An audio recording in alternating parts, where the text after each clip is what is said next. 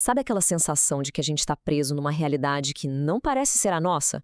A história que vamos explorar hoje, A Águia e a Galinha, fala exatamente sobre isso. É uma metáfora muito poderosa sobre identidade, sobre o ambiente que nos cerca e, claro, sobre aquele potencial que muitas vezes a gente até esquece que tem.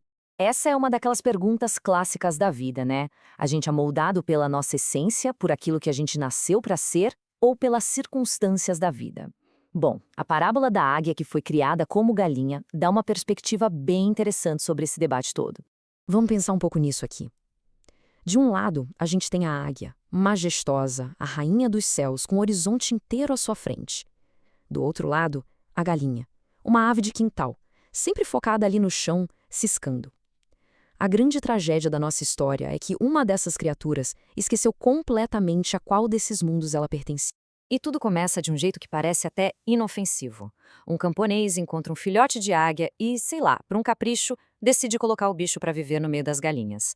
Mal sabia ele que, com esse gesto, ele estava, na verdade, aprisionando uma rainha.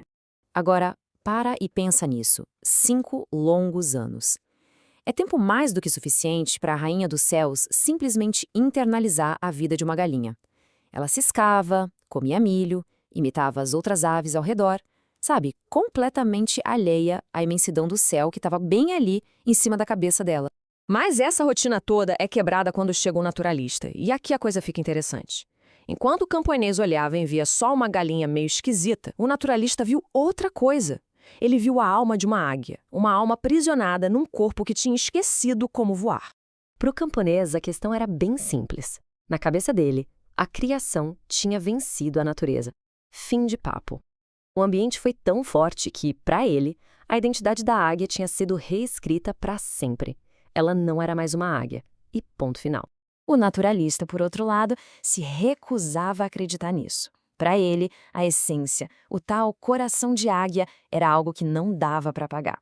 Podia estar adormecido, sabe, enterrado debaixo de anos de condicionamento, mas ainda estava lá, só esperando uma chance para despertar.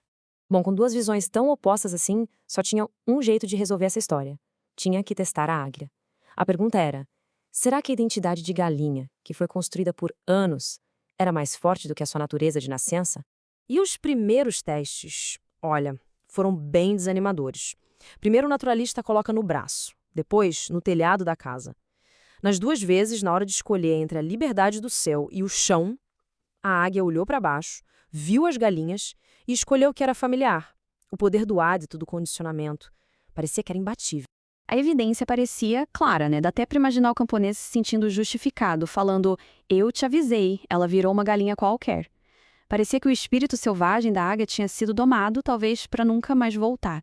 Mas o naturalista ainda tinha uma última carta na manga. Ele entendeu uma coisa fundamental. Para despertar um potencial que está adormecido, às vezes não basta só oferecer a escolha. Às vezes é preciso mudar completamente o cenário.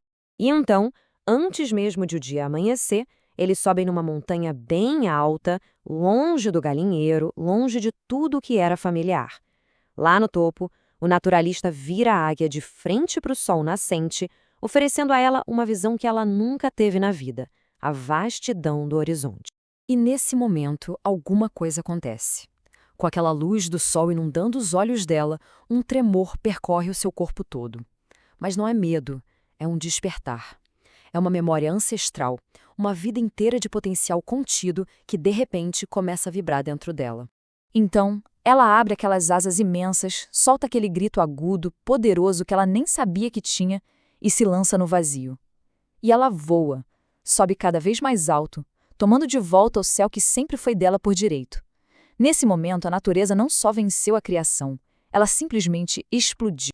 Esse voo triunfante é muito mais do que só o final da história.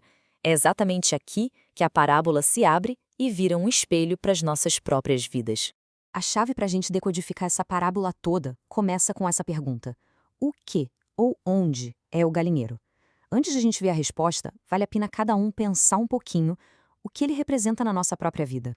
Olha só, aqui está o mapa para a gente entender a história num nível mais profundo. O galinheiro são as nossas crenças que nos limitam.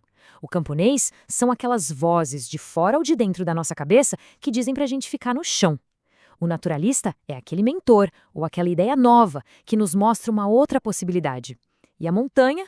Ah, a montanha é aquele desafio que nos força a encarar quem a gente realmente é. A mensagem central da parábola é basicamente esta.